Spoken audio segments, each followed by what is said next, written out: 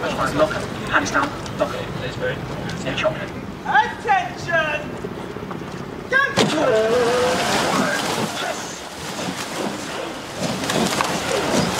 Sarah Cook here. Thanks very much, Mark, for taking us through those last 5 races. I'm delighted to be here joining you for the last few races of this evening's program, day 2 of the Henley Royal Regatta. We're here at the start, Sean Colgan and I, for the Princess Elizabeth Challenge Cup, the Shrewsbury School, I'll just slow myself down there, and the Monmouth School Rowing Club.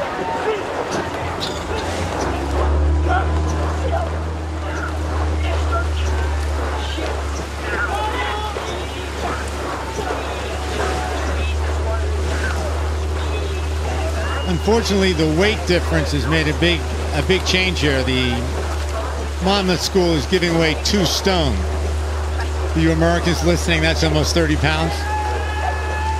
And in the start, that sometimes can be deadly. It does. You really need that explosive power and that weight behind the handle at those sprinting moments. So typically out of the block, but also when you start winding up the engines to go for home. Having that little bit of extra weight on the handle really helps to get the boat moving. So, like you say, giving away that much weight does make a bit of a difference.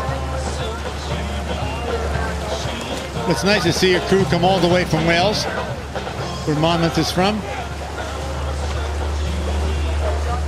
Shrewsbury won their last race a few weeks ago by 29 seconds.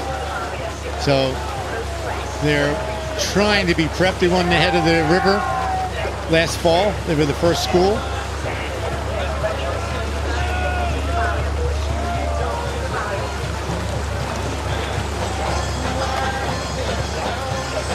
I mean, Shrewsbury are having it all their way at this point in the race, aren't they? In the bark station on the left-hand side there. They've already taken it down a little bit, just to keep an eye on Monmouth. And when you're sitting in a boat, when you're sitting down like this with a length and a half or 2 lengths between you, I mean, as a coxswain, how do you keep your crew focused? They lie. They always say they don't lie. Either that or they're the world's worst judges of distance. Yes, that was certainly my experience as well. A favourite call from the coxswain was, we're walking, we weren't walking. We were walking backwards. We were not walking forwards. So, yeah, I agree. They do tell a little white lie to keep the team going, don't they?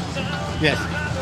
But Monmouth is rowing very well. I don't see a lot of the boys turning their heads. They have very good discipline in the boat, which is hard to develop in a high school crew. It is. Certainly when I was coaching schoolboys, keeping their swivel heads in the boat was the toughest challenge, and especially in a situation like this where you don't have 6 boats, you're not in a fleet race, you have 1 boat and you know that they're ahead of you. So it's very good composure that we're seeing from this crew over on the left-hand side, the Monmouth School Rowing Club. It's when you don't see the other crew's puddles that you know the coxswain is not telling the truth. And certainly in the 8s, I mean, they make so much noise. Sometimes when we get the camera down there, you can really hear, the noise of the athletes in the boat. You can hear the blades. You can hear the coxswain revving the crew up. There's nothing like being on the start line with 6 8s in a fleet race. But even more so, I think the intensity of having 2 8s at that Henley start line, and it's silent, and then the call goes, and it's just fury. And you contrast that with, say, 6-lane quad racing. It's completely quiet. Just as many oars and absolutely no noise. Exactly. There is something special about the 8, no doubt about that. Now you see Shrewsbury just lengthening out, saving their strength for tomorrow, but still keeping a good solid 90% pressure on the blades as they're coming past Remenham.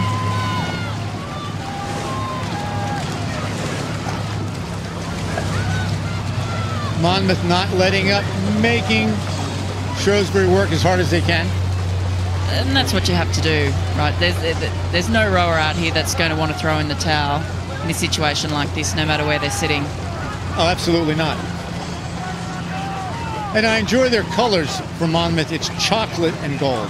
I've never seen chocolate listed in the program before. 2 things that I like. In that order? Yes. Oh. I would have thought the opposite.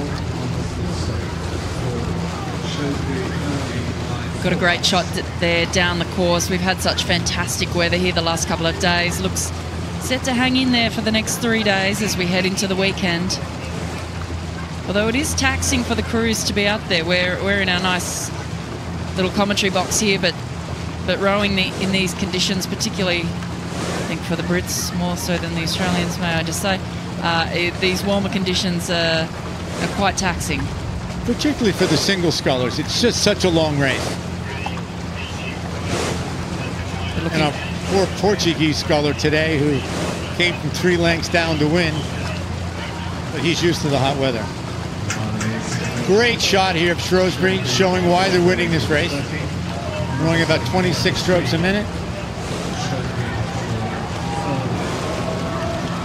It's fantastic to look down on the crew too, isn't it? A lot of people have not seen inside a rowing boat and understand the mechanics of the moving seat, and the feet of course are fixed, and even people who think that rowing is predominantly an upper body sport, but the legs are really the dominant force in the rowing boat.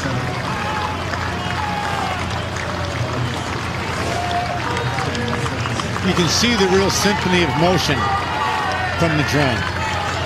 The body's moving, the blades going in, the boat leveraging past the puddle as they approach the progress board.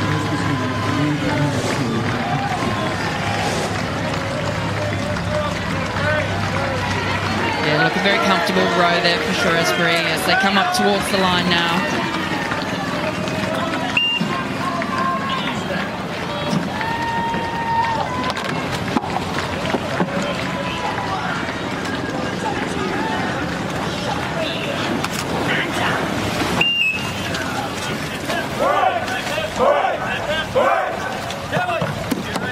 That's a great tradition as well, isn't it? The crews cheering for one another, no matter whether they're successful or they're defeated.